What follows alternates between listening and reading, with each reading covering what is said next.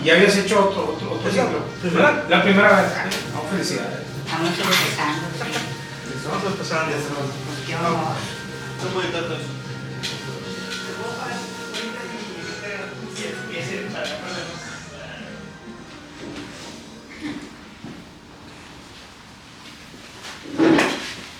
Bueno, pues muy buenas tardes, noches. Les agradezco mucho que nos hayan acompañado a este primer evento que tiene como título Diálogo con Artistas de la Palabra.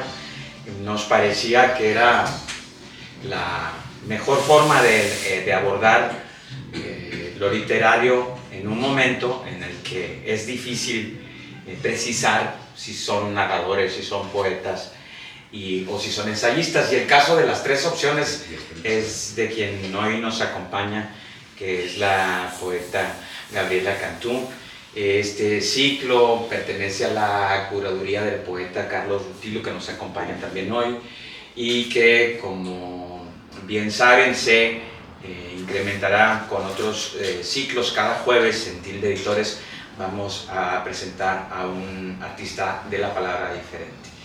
Y les agradezco mucho a Carlos este esfuerzo de acuciosamente trabajar con estos autores que él propone. Es una curaduría de él, y les agradezco a ustedes que nos acompañen. Buenas noches, adelante. Muchas gracias.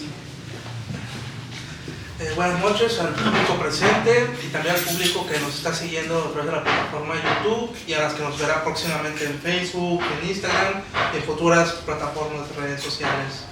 Quiero empezar con algo que escribí para la obra de la maestra. Es breve, no es mucho, y ahorita iniciamos con el conversatorio. Claro que sí. Bueno. Gabriela Cantú Westermann, la poeta del silencio y del tiempo. Cito: filosófica es la pregunta y poético el hallazgo. María Zambrano. Hace 26 años, Olga Orozco, en su discurso de recepción al premio Juan Rulfo, ahora premio Gil Guadalajara en lenguas romances, hizo hincapié en la exclusión de los poetas de la República de Platón por tergiversar el carácter de los dioses, por hacer torpes imitaciones de sus actos y palabras, y por no exaltar las virtudes edificantes ni hacer el elogio de los hombres esclarecidos.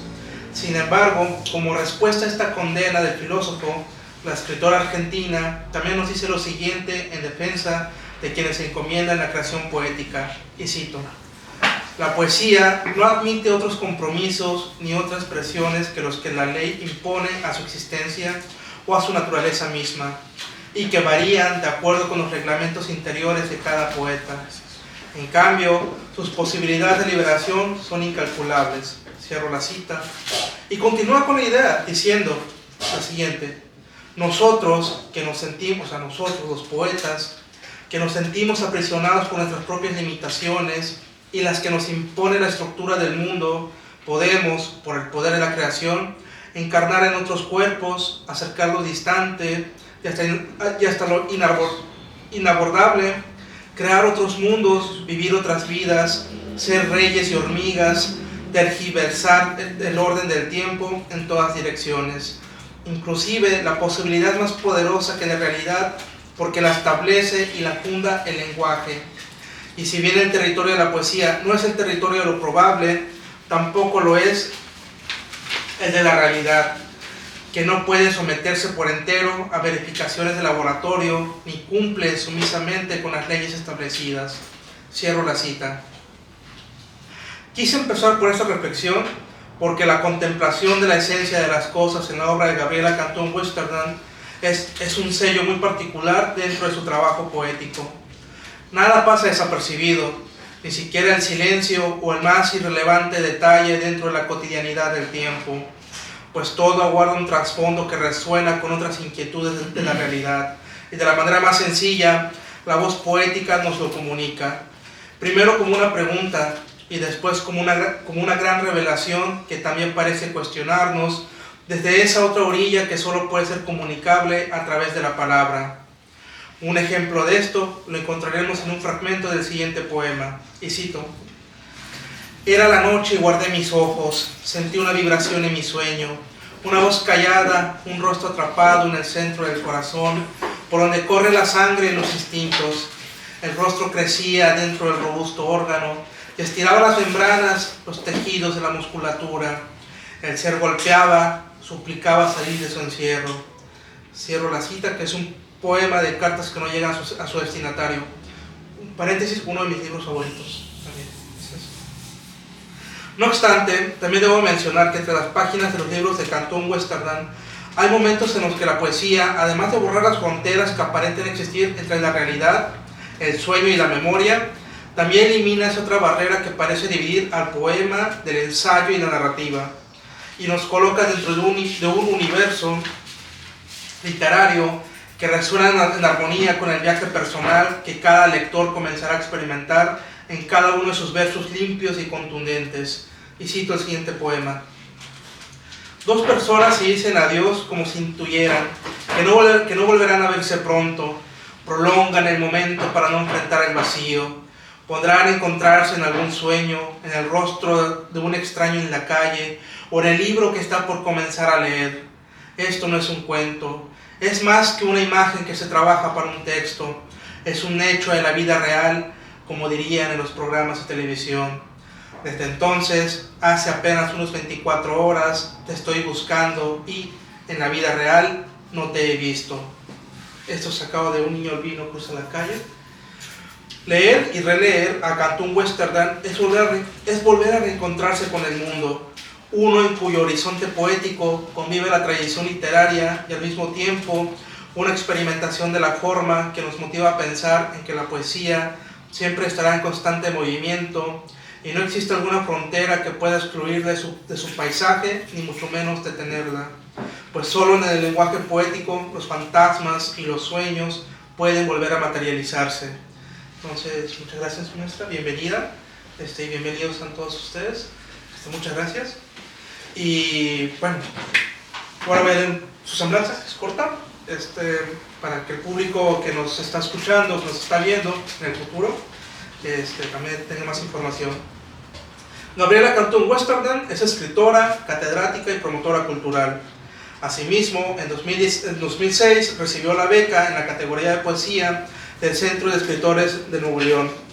Entre sus libros sobresalen los títulos Tejidos del Tiempo, que se publicó en Verdeálago 2003, Naturaleza Muerta 2011, Destrucción del Material 2013, Una Flama de Seda como en la Nada 2018, Un niño albino cruza la calle de Mantis 2019 y Cartas que no llegan a su destinatario, Vaso Roto 2022, entre otros. Por el conjunto de su obra recibió el Premio a las Artes de la UANL en 2020 y en 2012 obtuvo el Premio Nacional de Poesía Ramón López Velarde por su libro Destrucción del Material. Pues para comenzar, quiero agradecer especialmente a Carlos Rutilio por esta invitación. Para mí es un gusto enorme estar aquí en Tilde Librería. Es un lugar en donde nos reunimos amigos desde hace, no sé, más de un año. Nos reunimos a conversar sobre libros, sobre literatura. También decimos y nos contamos algunos chismes del mundo literario y nos reímos. Y bueno, es la primera vez que yo participo en un evento literario en este lugar que considero como un refugio, un oasis en esta ciudad que de pronto parece tan inhóspita. Y me encanta esta nueva sala que estamos estrenando, quedó muy linda, justo para lo que se requiere para una velada de este tipo, ¿no? Que es intimidad, conexión con lectores, esta calidez, ¿no? Entonces, bueno, enhorabuena por el comienzo de estas conversaciones con artistas y bueno, pues muy halagada de inaugurar estas pláticas y un agradecimiento a las personas que están aquí, a familiares, queridos amigos, a Carolina Farías, directora del Fondo Editorial de Nuevo León, amiga y gran promotora cultural de la ciudad, por supuesto a Cuitláhuac, pues quien es el que ha hecho este espacio tan lindo y que además es el director de Tilde Ediciones, además de la librería. Y bueno, alumnos que han estado conmigo en algunos talleres, y bueno, pues muy, muy contenta de estar aquí con todos ustedes. Yo quisiera preguntarle, maestra, el año pasado se cumplieron 20 años de la publicación Tejidos del Tiempo. Entonces, fue su primer libro, ¿verdad? Sí, así es. Entonces, en estos 20 años, ¿cuál ha sido su manera de ver esa primera obra, ahora, o sea, de 2003 a 2022, por ejemplo, que fue cuando se publicó Cartas que no llevan su destinatario, que fue el último libro hasta el momento, ¿verdad? Sí. Dentro de su proceso creativo y su vasta obra, ¿cuál es la reflexión que le deja este primer libro hasta este último? Bueno, pues es una pregunta difícil. Yo empecé a escribir realmente pues en soledad. Yo tenía entonces un trabajo muy demandante, trabajaba en la televisión, en Noticieros Televisa. En esa época sí se veía la televisión. Y yo tenía muchísimo trabajo, pero es algo curioso porque a veces cuando más trabajo tenemos es cuando nos surge este deseo de decir. O sea, es una cosa rara, pero no sé, a lo mejor algunos de los que están aquí, porque a muchos escritores les ha pasado, ¿no? Que cuando más trabajos tienes es cuando te vienen todo esto que decir. Entonces yo estaba viviendo un momento en mi vida con mucha... pues con muchas novedades, estaba conociendo mi ciudad desde otra perspectiva, ¿no? Salía a la calle a hacer reportajes con mis compañeros de reporteros del canal, ya era mamá de 2 hijos, entonces, en fin, tenía una vida como muy acelerada y empecé a escribir y entonces me recomendaron ir a tallerear mi libro, me dijeron, bueno, pues ya estás, yo no sabía que existían talleres, o sea, estamos hablando del 2003, o sea, en esa época Carolina era presidenta del CONARTE, fíjate, en esa época, claro. Y entonces, yo no sabía que podían existir estos espacios donde pudiéramos intercambiar ideas y pudieran darme lineamientos, si se puede decir, porque exactamente no hay lineamientos, o sea, no los hay, pero sí cuando menos caminos a seguir, lecturas, ¿no? Y entonces empecé a ir a un taller y empecé a corregir mis textos y entonces se abrió una convocatoria en el CONARTE que era una coedición, que se iban a hacer unas coediciones con Vergalago. Y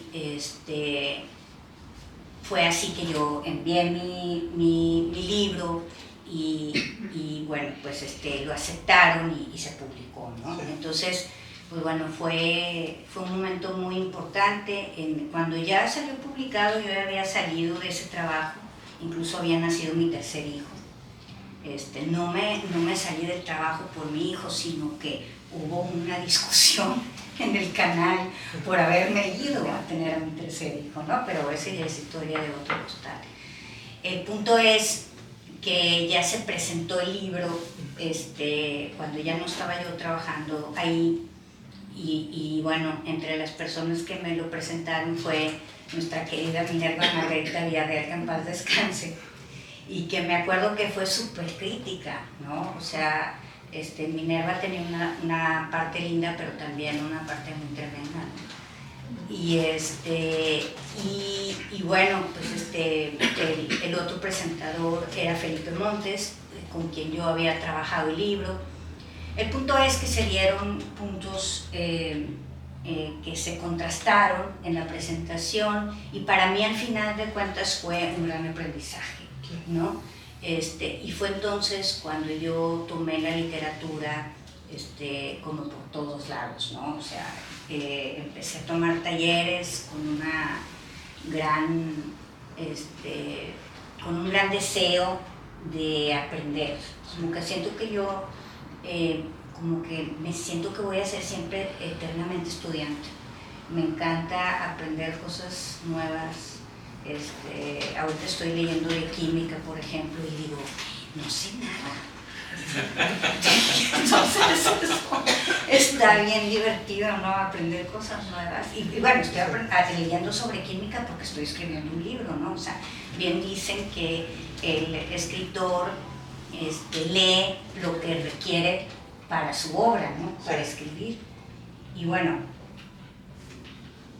creo que ya di muchas maromas, pero comparándolo, aquel primer momento no solo de escritura, sino del momento de publicar, porque creo que eso es lo que cambia el juego, ¿no? Uno puede estar escribiendo en su casa y decir, no, pues esto no está listo para publicar, no, es que esto lo voy a guardar en mi cajón, o hoy en día en los cajones, en los archivos de la computadora, ¿no? Pero el momento en el que uno publica, como que cambia eso, ¿no? Sí. Y dices, pues a lo mejor sí soy escritor, ¿verdad? Te empiezas a cuestionar en tus inseguridades, ¿no? Y bueno, ya con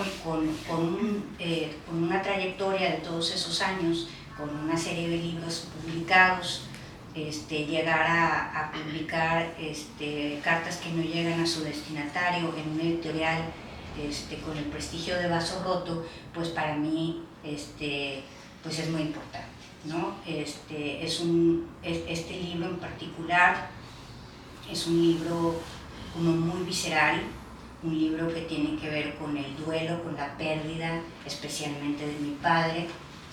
Y bueno, sí fue todo.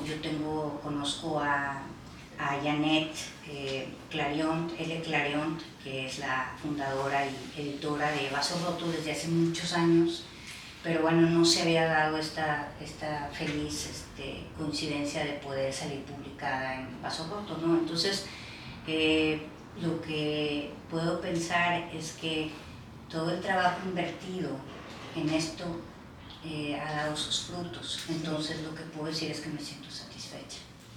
Claro, y es una gran obra. Y también algo que debo de destacar del conjunto de la obra de Gabriela Canto en Westerdam es que ningún libro se repite en la forma. No. Ningún libro se repite. Los temas están ahí, o sea, la poética de la autora, ahí está. O sea, está incluso los temas del tiempo, los fantasmas, esta otra realidad que no se alcanza a tocar, pero que se percibe en un instante. Bueno, está el tiempo. Entonces, esa constancia en cada uno de sus libros pues, están presentes. Entonces, por ejemplo, yo por eso quería empezar desde el primer libro, porque es algo que se debe de valorar mucho. Incluso en la que publica en 2019, Un niño vino cruzó la calle, que es una antología, pero si no le dices a alguien que es una antología, no se dará cuenta y verá otro libro, sí, muy distinto.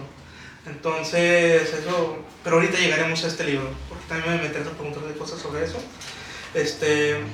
Pero también el salto, que me interesa también preguntarle por el proceso creativo de destrucción del material. Material peligroso, se llama. Material peligroso. Sí, material peligroso.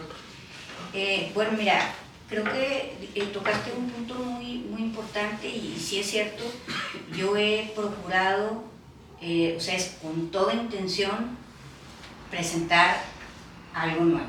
Por supuesto que ya lo dijiste, están las mismas inquietudes, que son pues, mis inquietudes, ¿verdad? Que tienen que ver con la vida, con la enfermedad, con los que ya se fueron, con mis propios fantasmas, como ya lo dices, con el tiempo, que es eso, ¿no? Es eso que tal vez no existe, ¿no? Y que nos hemos inventado en la cabeza para no volvernos locos.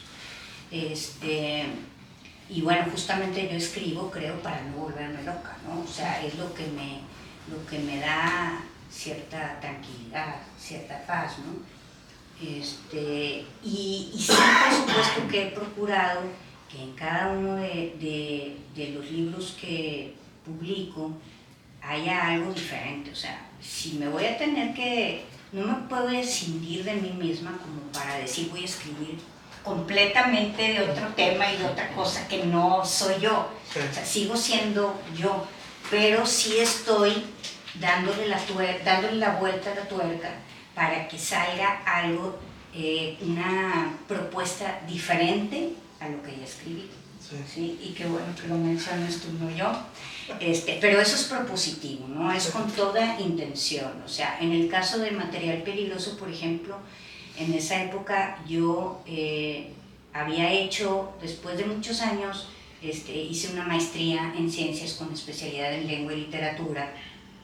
Entonces, bueno, como que eso me dio pues otra dimensión del proceso creativo, ¿sí? O sea, como que le pude poner palabras a ese proceso que yo hacía naturalmente, lo hice un poco más consciente, aunque siempre va a haber un grado de inconsciencia en la creación, ¿no? O sea, hay algo misterioso en el proceso de crear en cualquier disciplina, ¿no? En cualquier área. Hay algo que se nos escapa y es justamente lo maravilloso del proceso, ¿no? Y lo que nos salva de esta vida, ¿no? de que haya otra vida en los libros. Pero sí me dio como una dimensión diferente. Entonces había hecho mi maestría, terminé la maestría, no tenía trabajo, tenía 3 hijos, una pareja que la verdad que está, que siempre me ha apoyado con mis proyectos, pero yo decía, bueno, a ver, o sea, tengo una carrera, es decir, una licenciatura, una experiencia laboral, había dado clases también, ahora ya tenía una maestría, entonces yo decía, bueno, pues, o sea, tengo que poner a trabajar todo esto, ¿no? Y fue cuando entré a la Universidad Metropolitana de Monterrey a ser gestora cultural. Y bueno, entonces en ese lapso de tiempo antes de entrar a la universidad estaba traduciendo mucho, porque no tenía trabajo, pues, o sea, ya había acabado mi tesis de la maestría, entonces me puse a traducir como loca, luego no se publicaron esos poemas por razones que ahora no voy a explicar, pero entonces empecé a escribir este libro, ¿no? Que tenía que ver mucho con el cuerpo, con los pesares de ciertos problemas de salud, con el darme cuenta que el tiempo pasa y que no es en vano en nuestro cuerpo y en nuestro espíritu, va marcándose ese tiempo que transcurre. Y yo estaba tratando de escribir prosa poética. Y entonces hay un libro que me publicó Mantis, que se llama El filo de la playa, que salió publicado en 2007 y que al parecer va a salir publicado junto con otros libros en la Universidad Autónoma de Nuevo León este año, si todo sale bien. Esperemos que sí. Vamos a tocar madera. Y entonces, en ese libro yo había escrito por primera vez un poema libro, que entonces yo ya me puse a reflexionar, que estaba en un taller en ese momento también que daba José Javier Villarreal en la Casa de la Cultura, y pues nos introducía a muchos de los compañeros a nuevos autores, ¿no? Nuevos autores para los que estábamos en el taller, porque pues, no eran nuevos, ¿verdad? Pero entonces yo empecé a leer estos libros, estos poemas libros, como los 4 cuartetos de T.S. Eliot o La Tierra Baldía. La Tierra Baldía y ¿cómo se llama el poema? Bueno, Piedra de Sol de Octavio Paz, Primero Sueño de Sor Juana, y qué horrible, se me fue el nombre del Borges. Whitman. Todos estamos, a ver, dígame. El cuervo. Muerte sin fin. Muerte sin fin. Gracias. Por ahí va. Ese que es uno de los grandes poemas mexicanos y es un poema libro, ¿no? O sea, gracias. Sí, se comprueba. Entonces como que yo estaba con la cosa, wow, o sea, se pueden hacer poemas libros, o sea, ¿qué es esto? Entonces como que ya empecé a pensar en la arquitectura del libro, ¿no? No nada más en como la estructura y la arquitectura de este poema, ¿no? Sino en la arquitectura de todo el libro. Y entonces no sé cómo, pero pude escribir ese libro. Pues son esas cosas que pasan, ¿no? Que escribe uno y dice, ay, pues fíjate, sí quedó bien, no sé cómo le hice, pero quedó bien. Y lo mandé a Mantis y me lo aprobaron. Entonces fue como el primer libro que escribí. Y de ahí para acá, todos mis libros han sido así, o sea, ha habido como un poema libro, como una arquitectura sumamente pensada, ¿verdad? Que ofrece un hilo conductor narrativo en muchos de los casos, y fue el caso de Material Peligroso, ¿no? que está dividido en 5 partes y que solamente las 5 partes tienen título y que los poemas no están numerados nada más. Sí. Aparte mantiene la tensión poética, entonces no lo puedes soltar, o sea, inicias el primero, de entrada lo que te conmueve es la forma, cómo está escrito. O sea, aparece de repente un poema narrativo o un poema ensayo. Entonces mantiene todo ese estilo del principio al último poema. Y creo yo que también está ese tipo de estructura, lo encuentro, ahora sí, vamos acá, con Un niño albino cruza la calle, que es una antología. Pero insisto, como lo que dije al principio, si no te dicen que es una antología, no te das cuenta, porque parece que aquí todos los poemas están hechos con el propósito de que sea un solo poema, un gran poema. Entonces yo quiero preguntarle de entrada, porque es trabajo, ¿cuánto tiempo le tomó seleccionar los poemas y después elegir el poema inédito, que es el de Un niño albino, y tejerlos con ese hilo invisible que solamente una gran poeta puede hacer para que tenga unidad y mantenga la tensión?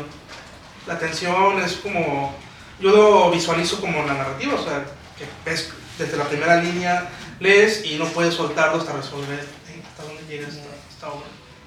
Bueno, me faltó decir que después de ese libro, El filo de la playa, vino otro libro de poesía para niños y una novela, pero antes de la novela también, que también va a salir publicada y la van a reeditar el Fondo Editorial de Nuevo León, la novela, pero salió un libro que se llama Naturaleza Muerta. Que lo publicó la UNI. La UNI. 2007. Sí, con imágenes de... No, 2011. 2011. El de 2007 es el que publicaron en Guadalajara, en Mantis.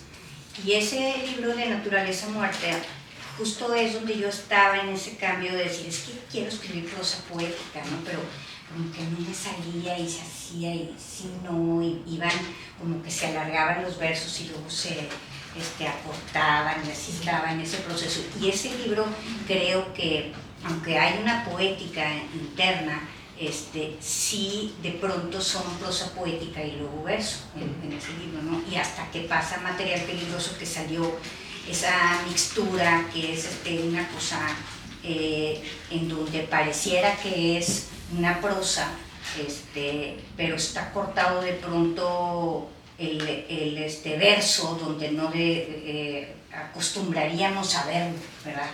Cortar. Y bueno, eso es en cuanto a lo anterior. En cuanto a esto,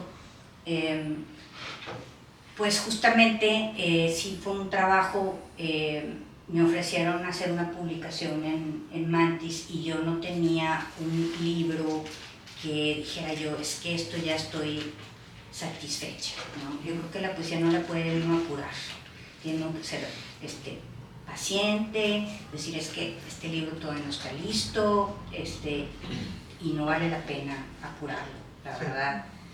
Entonces, yo le dije a Luis, bueno, es que el que me propuso que hiciera la publicación fue Luis Aguilar, pero se la propuso a Luis Armenta, el director de Mantis. Entonces yo le dije, Luis, mira, pues es que la verdad es que ahorita no tengo algo que yo esté convencida, pero si me das oportunidad me gustaría hacer una antología, pero la voy a hacer particular. Y la idea la tomé de otro poeta que también es un gran poeta y escritor de libros, de poema libros o poemas ríos que le llaman, que son largos, que murió en el 80 y tantos, argentino, Héctor Riel Temperley. Yo hice mi tesis de la maestría en su obra, específicamente en un libro que se llama Hospital Británico, y Hospital Británico es justamente prácticamente una antología. Sí, él toma fragmentos de su obra y las reacomoda y hace, ¿no? Entonces incluso va poniendo hasta fechas, ¿no? Y tiene uno que otro que son inéditos, pero la mayor parte de Hospital Británico es justamente un reacomodo, una antología de su obra. Entonces yo dije, pues ¿por qué no? ¿Verdad?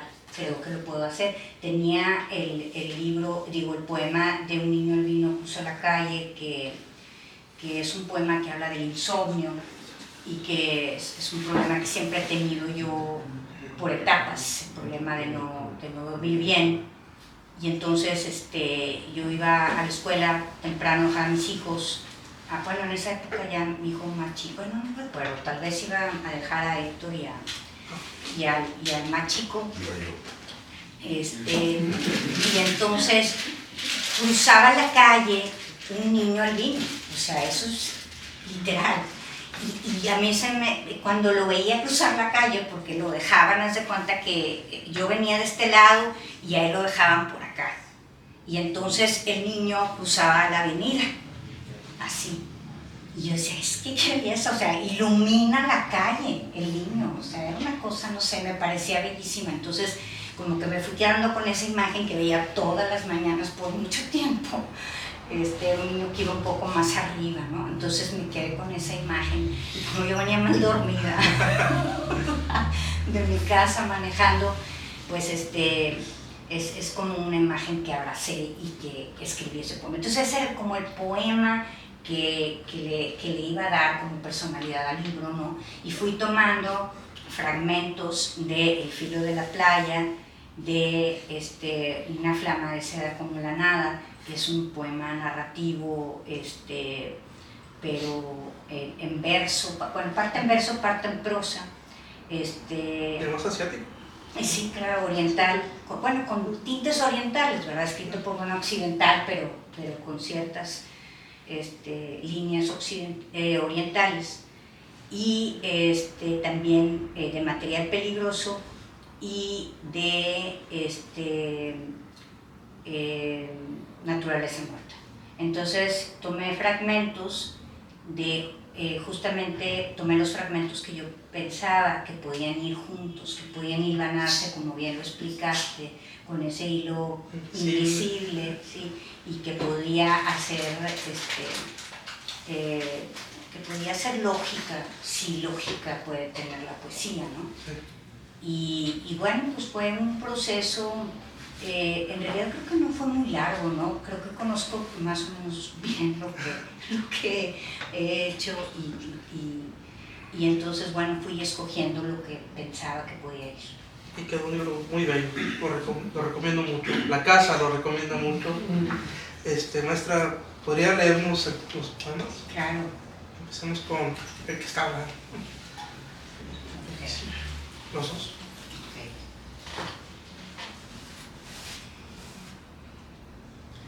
De nuevo se forman las cordilleras. Me canso del peregrinaje, de subir y bajar las pendientes.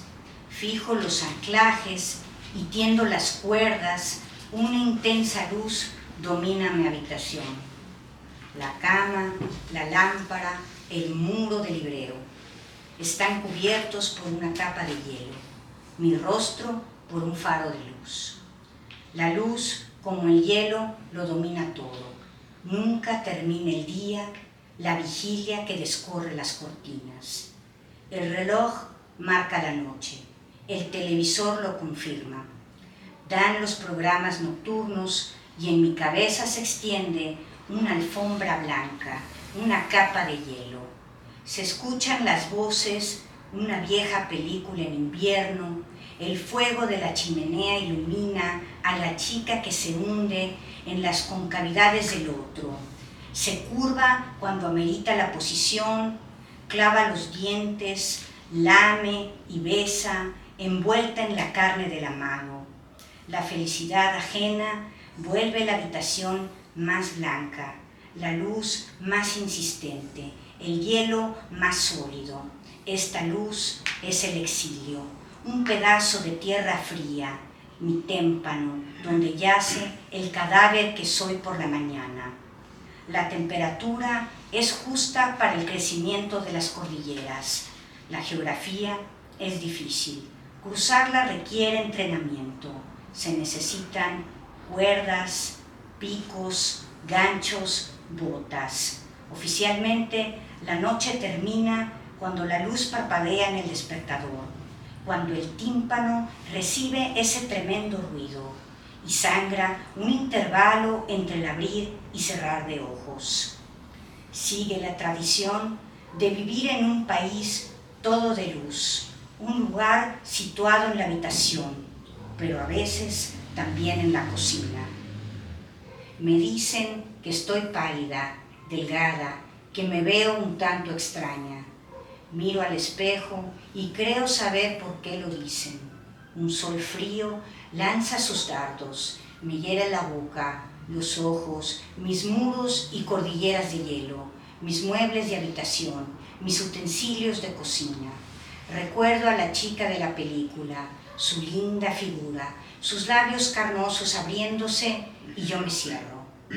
Pensé que si lograba estarme quieta, mis piernas, mis brazos, podría esquivar los dardos de esa luz que me hiera, pero fallé. Nunca se me dieron los números, menos las operaciones. Quisiera ser la chica de la película, tener su cintura, sus poros dilatables, ser como un tulipán abriendo sus puntas, ser ella con la seguridad de una cazadora, en sus manos la liebre, en la mira la paloma, ser clavando sus colmillos, ser un cuerpo iluminado, bordado de lentejuelas.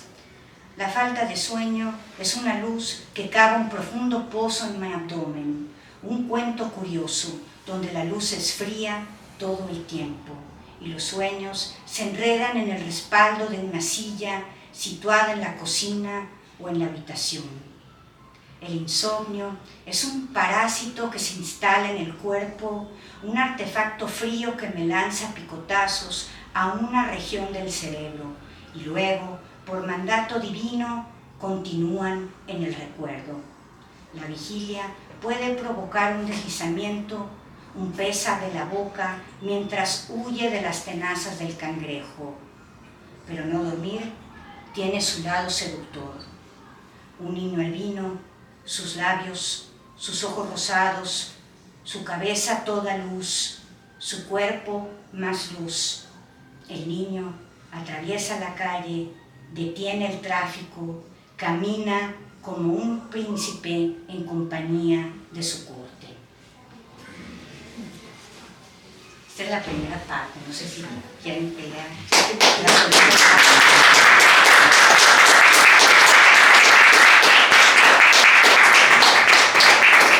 Lea la segunda parte. Puedo leerles la segunda parte que solo son 2 cuartillas.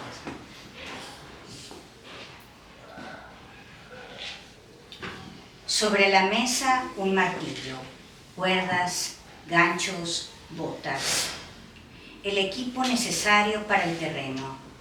Me dispongo a enfrentar a la bestia en lo alto de las cordilleras. La luz hace cuerpo, en la bestia blanca toda luz, hermosa cabeza de un niño albino. Para vencer necesito que me mires y me tomes de la mano, que sueñes mi sueño. Los sueños son breves, muy breves. Urge revelar la parte animal de tu origen, seguir el rastro de la bestia. Aquí no estoy sola, tú me tomas de la mano. La bestia duerme, también sueña y se piensa en estado líquido. No niebla, no hielo, sino río. Un río tan blanco como la blanca cabeza del niño.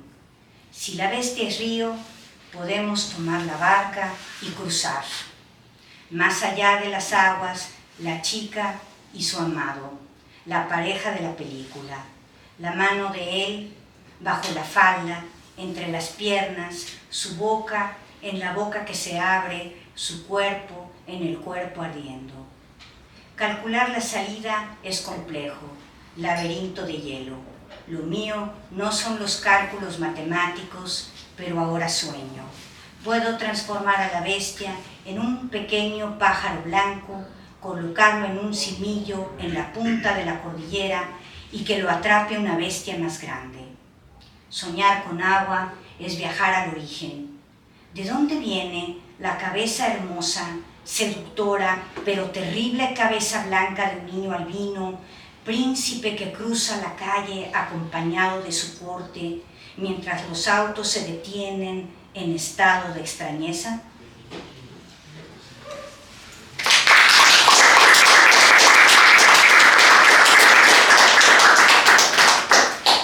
Qué diferencia cuando la autora lee sus poemas, otro ritmo, otro candor, y uno aquí destruyéndolo.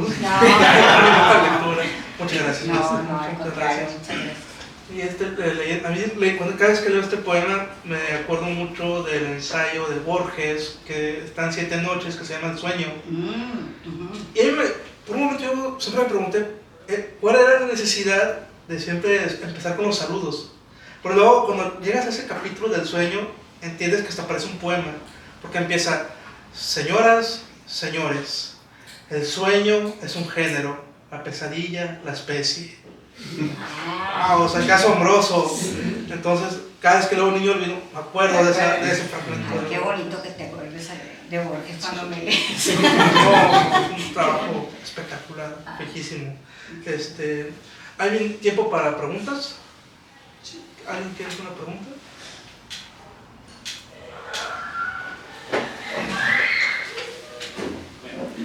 Recientemente, Gaby, me enteré que hay una traducción de Material Peligroso. Aún no tengo el placer de leerlo en la versión en inglés. Y quería preguntarte, ¿qué tanta injerencia tuviste o cómo fue el proceso de la traducción? Y qué tan desapegado debe ser un creador de su propia obra al momento de que es traducida a otra lengua. Ay, pues muy bonito tema el de la traducción. Yo misma he hecho traducción, algunas sí se han publicado. En Alfabeta, ¿verdad? Sí, Alfabeta tiene un libro que es muy bello, que es La balada del viejo marinero, que traduje de Samuel Taylor Coleridge, el periodo romántico inglés.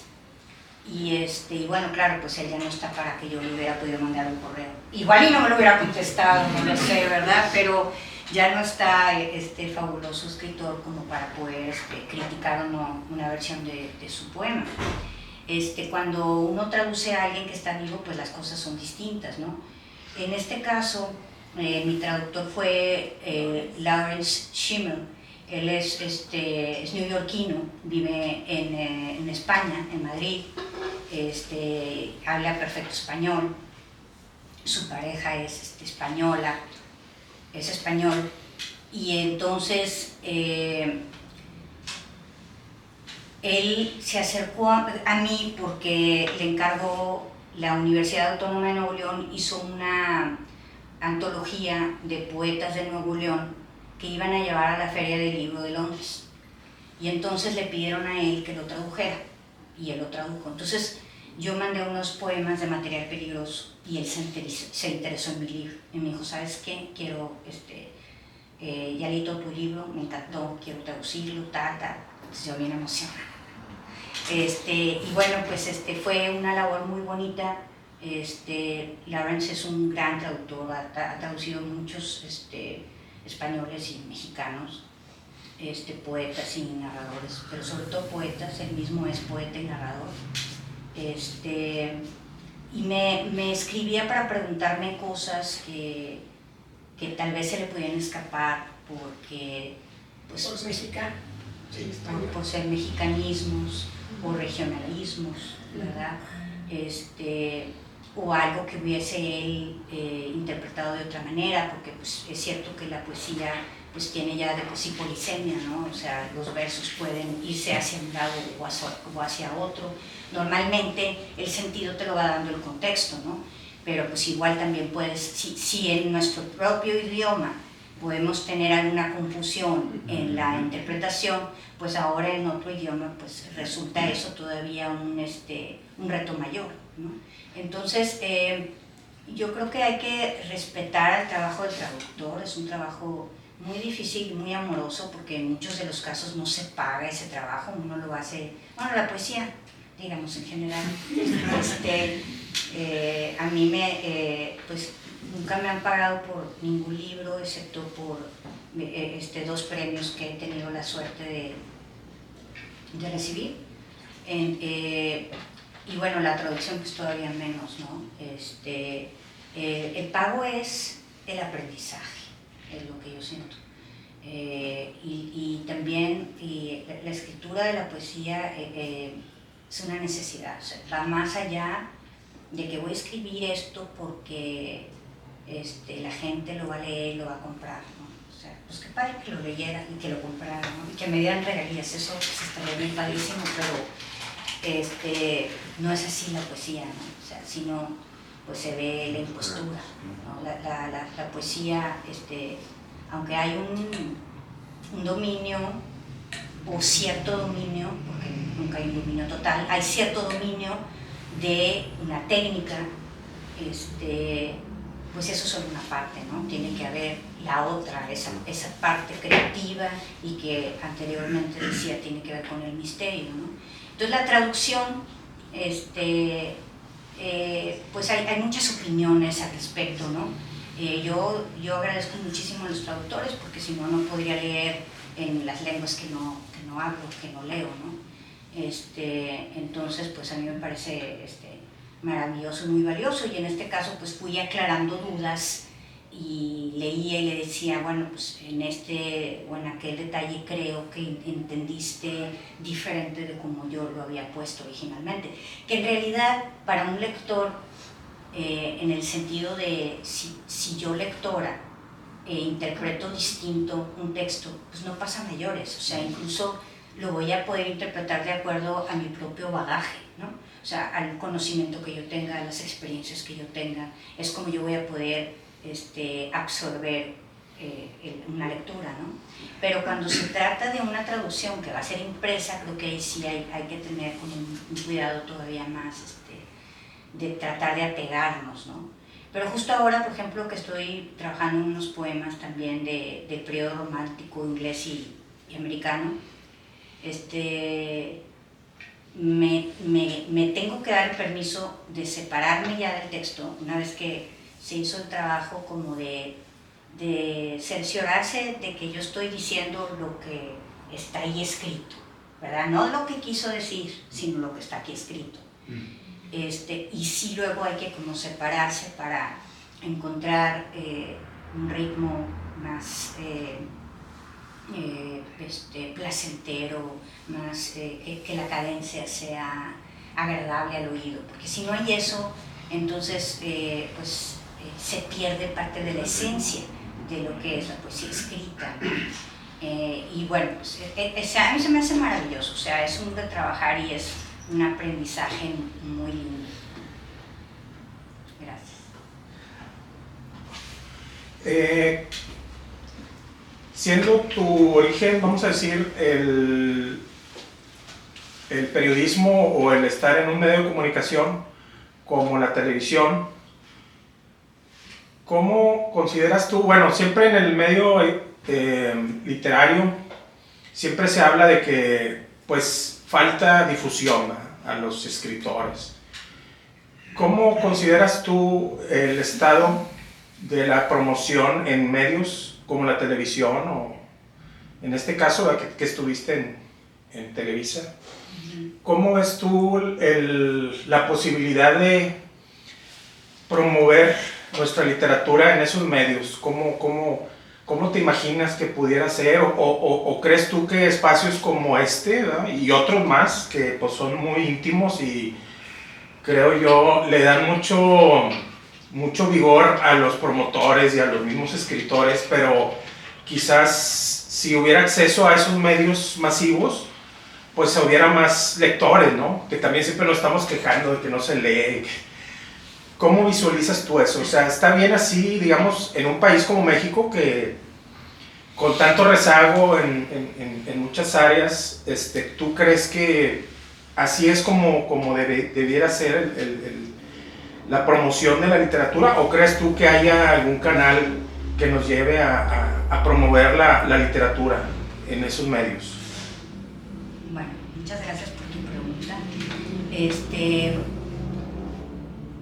Sin duda se podría hacer mucho más de lo que se hace, ¿verdad? Ahí estamos todos a los que nos gusta esto y los que nos dedicamos a esto, luchando por llevar las letras a todos los rincones posibles.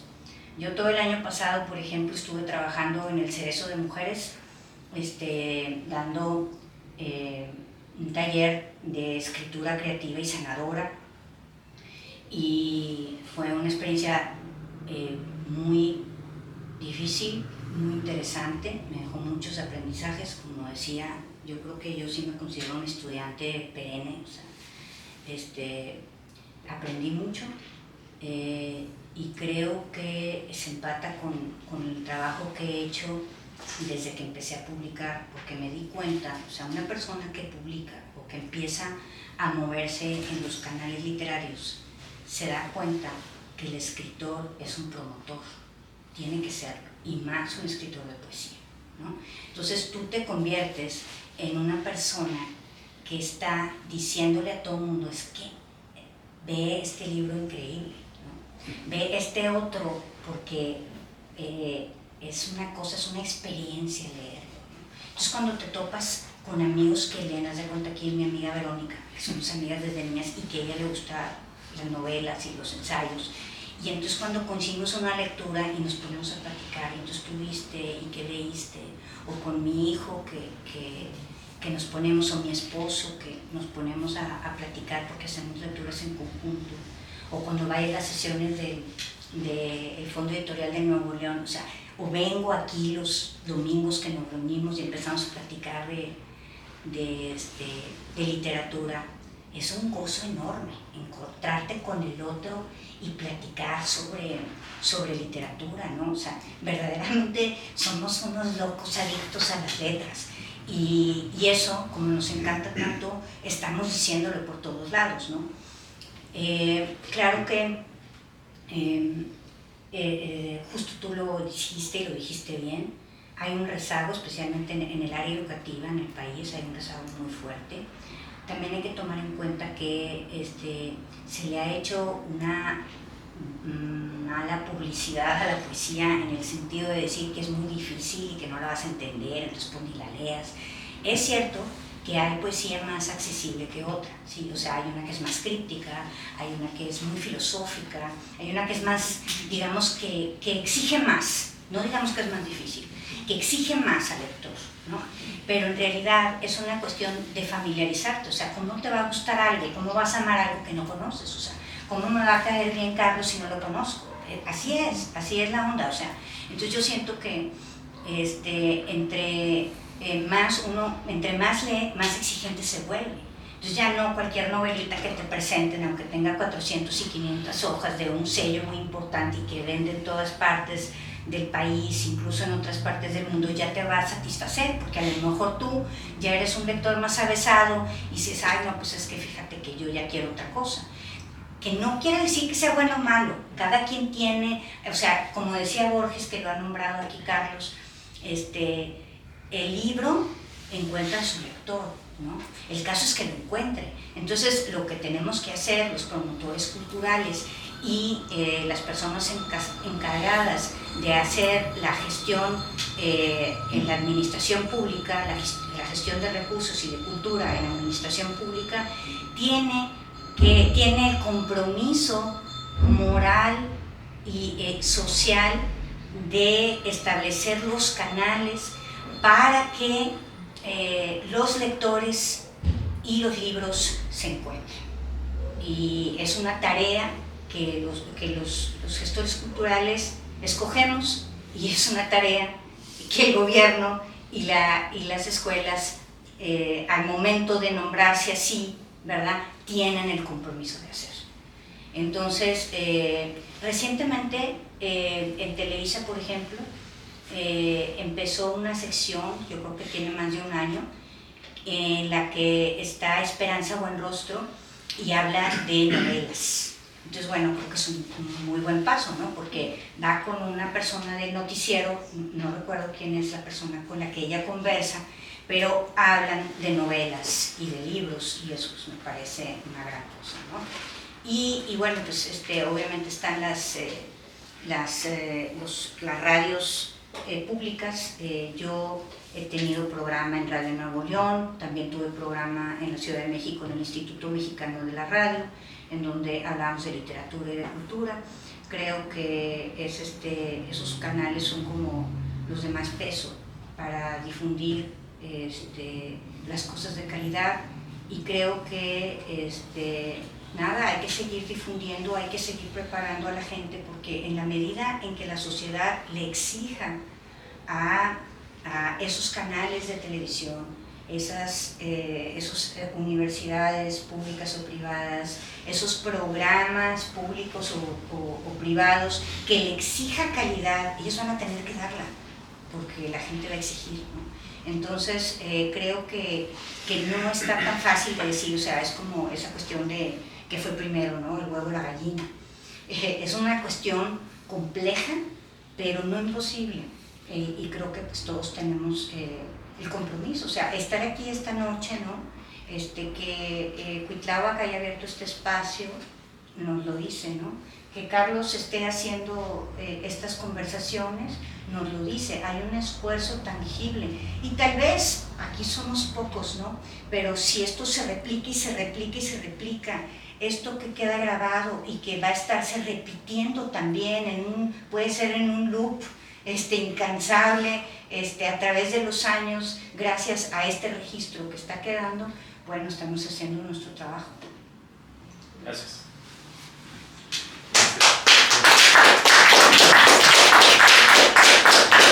Bueno, primero un comentario de esto que estás diciendo al final. Quisiera rescatar lo que mencionabas hace rato, casi al principio de la idea, ¿no? Que al final es una labor que tiene todo que ver con la conversación persona a persona, ¿no? O sea, creo que no hay igual a ese tete a tete, ¿no? Y a lo mejor los medios masivos no pueden llegar a esa compenetración entre una conversación, ¿no? Lo que narrabas, o sea, con tu hijo, con tu esposo, con quien sea, o sea, la intersubjetividad que abres es un mundo que se suma al mundo de la misma lectura, ¿no? Y pues lo hace más grande y te dan más ganas de estarlo explorando. Bueno, pues me quedo mucho con eso, creo que es muy fuerte eso que mencionabas. Y te quería preguntar, me gusta mucho cómo lo presentaste, ¿qué has aprendido de esa escritura? O sea, realmente creo que es una dimensión muy evidente después de todo de la poesía, pero que nunca la había visto así de clara como te la dijiste. Es cierto, le quitaste peso al oficio para pues, hacerlo más parte del ser, ¿no? O sea, y creo que cuando la poesía llega ahí es cuando es la más grande, ¿no? La poesía más fregona. ¿Qué has aprendido de ese ejercicio del ser? Pues me gusta mucho cómo lo planteas. Bueno, muchas gracias. Sí, en definitiva hay un gozo tremendo en la lectura de poesía. O sea, una vez que empiezas a enrolarte en la lectura de poesía es maravilloso, ¿no? Hay varios libros aquí en los que pienso que hablan de la poesía como conocimiento. Está Arte y Poesía de Heidegger, está Filosofía y Poesía de Mariana Zambrano, que la nombraste, está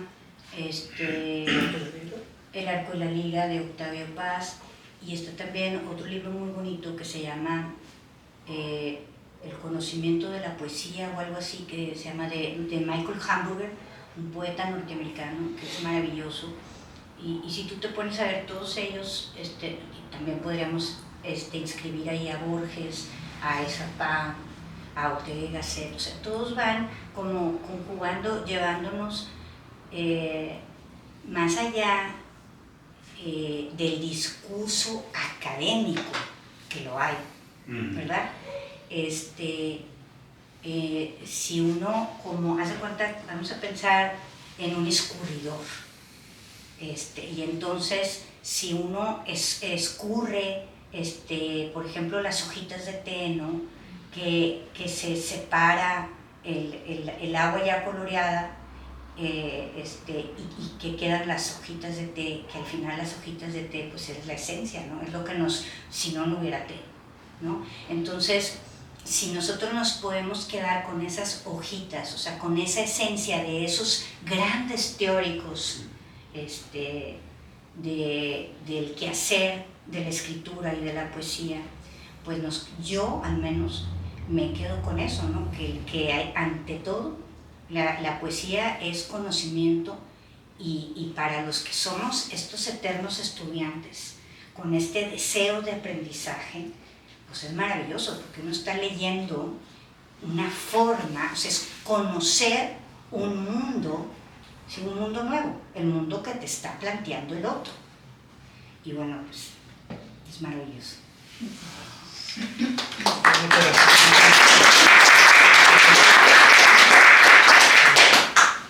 Bueno, cerramos por el momento esta apertura de este diálogo, de un ciclo de artistas de la palabra con usted. Muchas gracias por venir. Muchas gracias a Cuitláhuac Quiroga por el espacio, Tilde Editores, también por esta resistencia. 15 años son muchos, por una editorial que la apuesta a la calidad. Entonces, la verdad, muchas gracias, maestro. Estoy contento también por parte de... Y pues sin nada por el momento, nuevamente muchas gracias y que tengan una linda noche. Muchas gracias por venir a todos y felicidades por los 15 años.